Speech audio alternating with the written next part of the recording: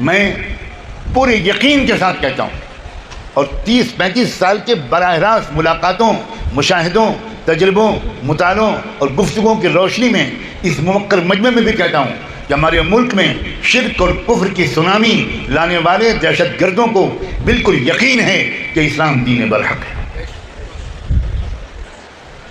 آپ کے مظفر نگر ضلع میں ایک ایسے شخص سے ملا ہوں، آج میں بہت بڑی بات کہنے کی جرأت اور جسارت کر رہا ہوں، جس کے بارے میں مجھے کسی نے خبر دی کہ وہ سادھو اور پنڈت نظر آتے ہیں، اور ایک مندر میں پجاری کی حیثیت سے لوگ ان کو جانتے ہیں، لیکن مندر کے نیچے تہہ خانے میں انہوں نے چھوٹی سی مسجد بنا رکھی ہے، اور وہ وہاں چھپ کر نمازیں پڑھتے ہیں، اظہار نہیں کر پا رہے ہیں، جبکہ وہ پوری طرح اسلام میں داخل ہو چکے ہیں۔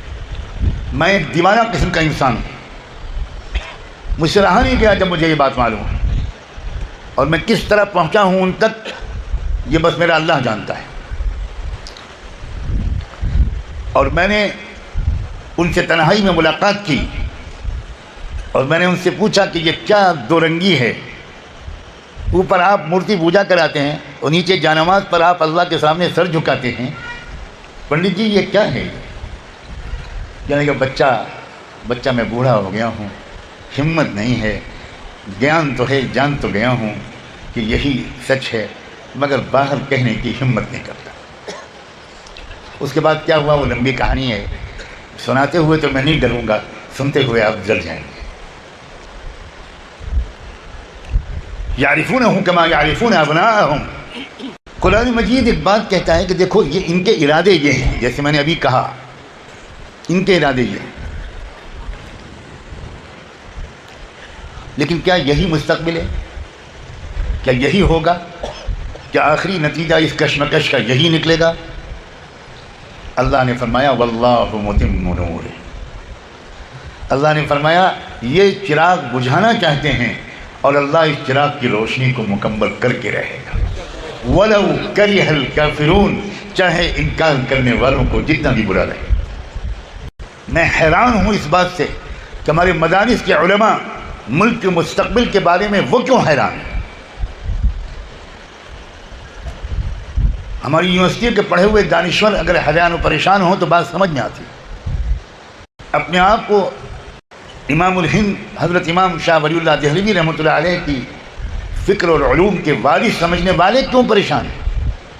مجھے واقعی اس پر حیرت ہے، اور آج میں اکابر علماء کے سامنے، آپ سب کے سامنے اپنی یہ حیرت کو ایک طالب علم کی حیثیت سے پیش کرنا اپنا فرض سمجھتا ہوں۔ حضرت شاہ ولی اللہ رحمۃ اللہ علیہ نے اپنی مشہور کتاب تقسیمات الہیہ میں ایک باب باندھا ہے، جس میں انہوں نے لکھا ہے، ایک باب باندھا ہے کہ ان قوموں کی تاریخ اس باب میں بیان کرنے کی شاہ صاحب نے کوشش کی ہے جن قوموں کو نبوت محمدی سے ہدایت بھی ملی اور عزت اور اقتدار بھی ملا۔ اس میں سب سے پہلے آپ نے قریش کا ذکر کیا، عربوں کا ذکر کیا کہ ان کو ہدایت بھی ملی اور ان کو خلافت و اقتدار بھی ملا۔ اس کے بعد تاتاریوں کا ذکر کیا، میں بالکل خلاصہ پیش کر رہا ہوں۔ تاتاریوں کا ذکر کیا کہ تاتاری اتنے بڑے اسلام دشمن تھے، مسلمانوں کے اتنے خونی دشمن تھے کہ خون کی ندیاں بہا دی تھی تاتاریوں نے، قتل عام کرتے تھے مسلمانوں کا۔ دریائے دجلہ و فرات اس کے پانی کا رنگ لال ہو گیا تھا مسلم شہیدوں کے خون سے، اور مسلمانوں پر ہیبت، خوف، مایوسی اور ڈر کی یہ کیفیت چھائی ہوئی تھی کہ ایک مسلمان مرد کو سڑک پر چلتا ہوا دیکھ کر ایک تاتاری عورت ایک مسلمان مرد سے کہتی تھی کہ یہیں کھڑے رہنا، ہٹنا مت، ہلنا مت، اور وہ مرد وہیں پر کھڑا ہو جاتا تھا بالکل ڈر کے مارے سہما ہوا، اور وہ تاتاری عورت اپنے گھر میں جاتی تھی، چھرا لاتی تھی اور اس چھرے سے اس مسلمان کو ذبح کرتی تھی، کوئی چوری کر رہا ہوتا۔ ابن الاسیر بہت بڑے مورخ گزرے ہیں، الکامل ان کی تاریخ کی کتاب ہے، اور ابن اسیر اس دور میں تھے جس دور میں تاتاریوں کا یہ خونریزی ہو رہی تھی۔ ابن اسیر نے لکھا ہے کاش میری ماں نے مجھے جنا نہ ہوتا، کاش میں نے اپنی آنکھوں سے وہ سب خونریز مظالم اور تڑپتی ہوئی لاشیں دیکھی نہ ہوتی۔ وہ چشمدید گواہ ہے، انہوں نے کسی کی روایت سے وہ تاریخ نہیں لکھی ہے۔ پھر کیا ہوا؟ پھر اللہ نے عجیب اپنے دین کا معجزہ دکھایا کہ یہی تاتاری قوم اسلام لائی اور 600-700 سال تک اسلام کی حفاظت تاتاریوں ہی نے کی۔ فقہاء پیدا ہوئے، محدثین پیدا ہوئے، اصحاب سیر و تراجم پیدا ہوئے، مصنفین پیدا ہوئے، طاقتور بادشاہ اور حکمراں، انصاف پسند حکمراں پیدا ہوئے۔ اسی کو تو اقبال نے کہا تھا، ہے عیاں یورش تاتار کے فسانے سے، ہے عیاں یورش تاتار کے فسانے سے، پاسباں مل گئے کعبے کو صنم خانے سے۔ اس کے بعد جو بات شاہ صاحب نے لکھی ہے، شاہ صاحب نے لکھا ہے کہ اب آگے ذکر کیا ہے سرزمین ہندوستان کا، اور عجیب عبارت لکھی ہے،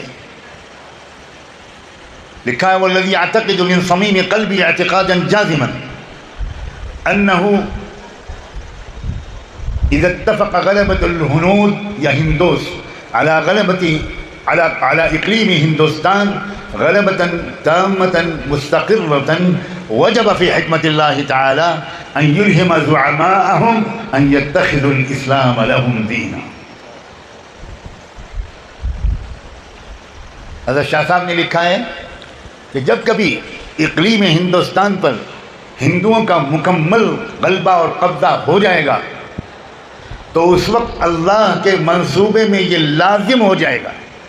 غور سے سنیے کہ یہ الفاظ وجب فی حکمت اللہ تعالی، وہ یہ نہیں کہہ رہے مجھے الہام ہوا، وہ نہیں کہہ رہے کہ میں نے خواب میں دیکھا، وہ کہہ رہے ہیں اللہ کے منصوبے میں یہ لازم ہو جائے گا کہ ان یلہم زعماءہم، کہ وہ اس ملک کے ہندوستان کے بہت سے قائدین اور لیڈروں کے دل میں یہ پہچان ڈال دیں گے کہ اسلام ہی ان کا اپنا دین تھا اور اسلام ہی ان کا اپنا دین ہے، اور وہ اسلام لائیں گے۔ یہ چمن معمور ہوگا نغمہ توحید سے۔ میں بہت صاف لفظوں میں کہنا چاہتا ہوں، کسی لاگ لپیٹ اور اشارے کی مجھے کوئی ضرورت محسوس نہیں۔ مسلمان یہ سمجھتے ہیں کہ صرف مسلمان بے چین ہیں، مسلمان یہ سمجھتے ہیں کہ صرف مسلمانوں پر ظلم ہو رہا ہے، مسلمان یہ سمجھتے ہیں کہ صرف مسلمانوں کے دستوری حقوق مارے جا رہے ہیں۔ یہ 100% ناواقفیت ہے۔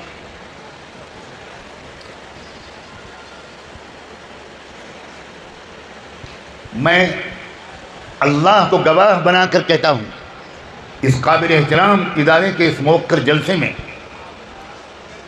کہ اس ملک کی جو اکثریت ہے، غالب اکثریت، تقریباً 75 سے 85% آبادی، اس کے اندر اب شدید بے چینی کی لہریں دوڑ رہی ہیں۔ ہم پر اور آپ پر ظلم اگر ہو رہا ہے تو وہ 70-80 سال سے ہو رہا ہے، اور ان قوموں پر تو ہزاروں سال سے ظلم ہو رہا ہے۔ ان میں بیداری نہیں تھی، بیداری آتی ہے تعلیم سے۔ آپ کے اجلاس کا عنوان ہے تعلیمی بیداری۔ ان میں تعلیم نہیں تھی، ان کو تعلیم ان پر حرام تھی۔ کوئی دلت، کوئی چمار، کوئی پاسی، کوئی سونار، کوئی لوہار، کوئی شیڈول کاسٹ کا انسان وہ قلم دوات ہاتھ میں نہیں لے سکتا تھا، وہ کتاب ہاتھ میں نہیں لے سکتا تھا۔ صاف صاف کتابوں میں منو سمرتی میں لکھا ہوا ہے، میں صفحہ نمبر بھی کوٹ کر سکتا ہوں، صاف لکھا ہوا ہے کہ اگر کوئی چمار یا کوئی شودر، اور شودر کے نیچے 20-50 ذاتیں آتی ہیں، اگر کوئی شودر ویدانت کا ایک لفظ سن لے، چھو نہیں لے، پڑھ نہیں لے، صرف کسی کو پڑھتا ہوا سن لے تو اس کے کان میں پگھلتا ہوا سیسا ڈالا جائے۔ یہ شرعی حکم ہے ان کا۔ اس وجہ سے ہزاروں سال تک پڑھنے لکھنے کا رواج ہمارے ملک کی اکثر آبادی میں نہیں تھا۔ پڑھنے لکھنے کا اختیار صرف برہمنوں کا تھا، اور کوئی نہیں پڑھ سکتا تھا، یا بنیا حساب کتاب پڑھ سکتا تھا، باقی کوئی نہیں پڑھ سکتا تھا۔ کسان نہیں پڑھ سکتے، مزدور نہیں پڑھ سکتے، چمار نہیں پڑھ سکتے، غریب نہیں پڑھ سکتے، سوال ہی نہیں پیدا ہوتا، انہیں کچھ خبر نہیں۔ اب تعلیم عام ہونے لگی انگریزوں کے آنے کے بعد. کبھی کبھی شر سے خیر بھی پیدا ہوتا ہے. انگریز جو آئے تو انگریزوں نے تعلیم کو عام کیا اور پھر سرکاری نوکریوں کو جوڑ دیا تعلیم سے. اب کہاں کی منو سمرتی اور کہاں کا دھرم لوگوں نے پڑھنا شروع کیا، اور جب پڑھنا شروع کیا تو آنکھیں کھلنی شروع ہوئیں. پچھلے 30-40 سال کے اندر میرے دیکھتے ہی دیکھتے اس ملک کے اس پسماندہ اکثریت میں جس کی آبادی 80-85% ہے، اس آبادی کی بہت بڑی تعداد اب اسکولوں اور کالجوں میں پڑھ رہی ہے. وہ جب اس نے فزکس پڑھی، اس نے سائنس پڑھی، اس نے علوم پڑھے، تو اب اس کی سمجھ میں نہیں آتا کہ بھائی یہ جو پنڈت جی بتا رہے ہیں کہ گنگا جو نکلی ہے وہ فلاں دیوتا کی جٹا سے نکلی ہے. وہ سائنس میں پڑھتا ہے کہ بھائی پانی جو برستا ہے، وہ جو سمندر ہے، جب گرمی کا موسم آتا ہے تو پانی گرم ہوتا ہے، وہ بھاپ بنتا ہے، وہ بھاپ اوپر اٹھتی ہے، ہوائیں اس کو اوپر لے جاتی ہیں. کچھ فاصلے پر جانے کے بعد وہ بادل ایک کثیف بادل کی شکل بن جاتی ہے. پھر یہ بادل ہوائیں ادھر سے ادھر لے کر جاتی ہیں. یہ بادل کسی پہاڑ سے ٹکراتے ہیں. پہاڑ میں فاسفورس ہوتا ہے، پہاڑ میں سلفر ہوتا ہے، پہاڑ میں آئرن ہوتا ہے، پہاڑ میں کیلشیم ہوتا ہے. یہ چیزیں اس بادل وہ جذب کرتا ہے. پھر وہ ہوائیں لاتی ہیں اور پہاڑ سے ٹکرا کر وہ بادل پھر پانی بن کر برستا ہے. اس طرح یہی سمندر کا پانی نیچے سے اوپر، اوپر سے نیچے، نیچے سے اوپر، اوپر سے نیچے آتا رہتا ہے. جٹا اور زلفوں سے نکلنے پر نوجوان پڑھے لکھے لوگ وہ مذاق اڑانے لگے کہ یہ کیا بکواس ہے.